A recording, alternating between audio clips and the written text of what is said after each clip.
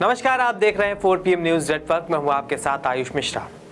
केरल के पलक्कड़ में आरएसएस ने 3 दिन तक समन्वय बैठक की। इस बैठक में आरएसएस प्रमुख मोहन भागवत, दत्तात्रेय होसबोले समेत भाजपा के जेपी नड्डा और संगठन महासचिव बीएल संतोष शामिल हुए। लोकसभा चुनाव के बाद हुई आरएसएस की बड़ी बैठक पर हर किसी की नजर बनी हुई थी।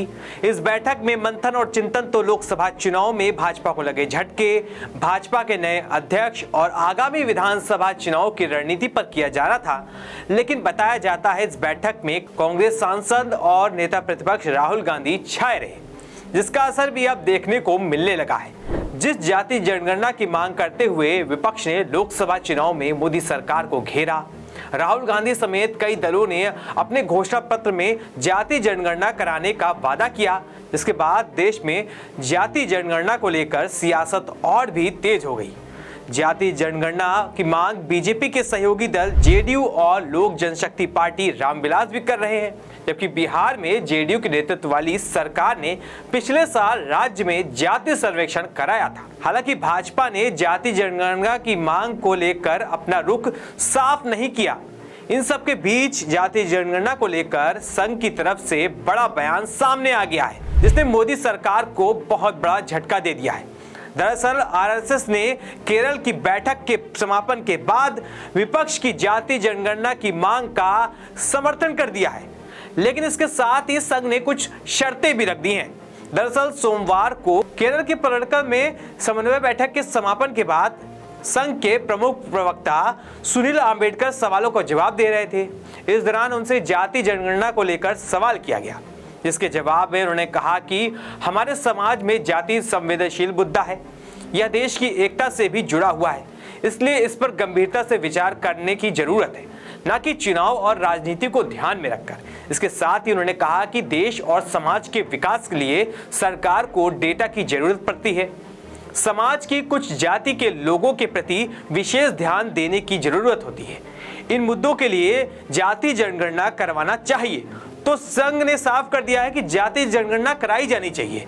देखिए संघ ने और क्या कुछ कहा है। सर, जातीय जनगणना एक बहुत बड़ा इशू है और उसको लेकर संघ भी चिंतित कहीं न कहीं है। उस पर कोई चर्चा या बातचीत? I think as RSS we have already commented on this issue. See, as our society, Hindu society, we have the sensitive issue of our caste and caste relations. That is a very sensitive issue. So, and of course, it is an important issue of our national unity and integrity. So, it should be dealt very seriously, not just on the basis of electioning or election practices or politics. So, I think as RSS think, yes, definitely for all welfare activities, particularly addressing to the particular community or caste which is lagging behind, and so which is the special attention is needed to some communities and caste. So for that, if sometime government needs the numbers, it is a very well practiced. So government needs the numbers, it takes, earlier also it has taken, so it can take it, no problem. But it should be only to address the welfare of those communities and caste. It should not be used as a political tool for electioneering.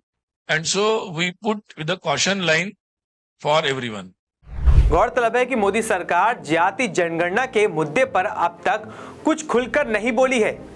जब भी इस पे बात आती है तो मामला शांत कर देती है, कुछ भी विपक्ष सवाल उठाता है तो शांत हो जाती है, जबकि विपक्ष इसको लेकर मांग लगातार तेज कर रहा है। देश में जाति जनगणना को लेकर माहौल गर्म हो रहा है।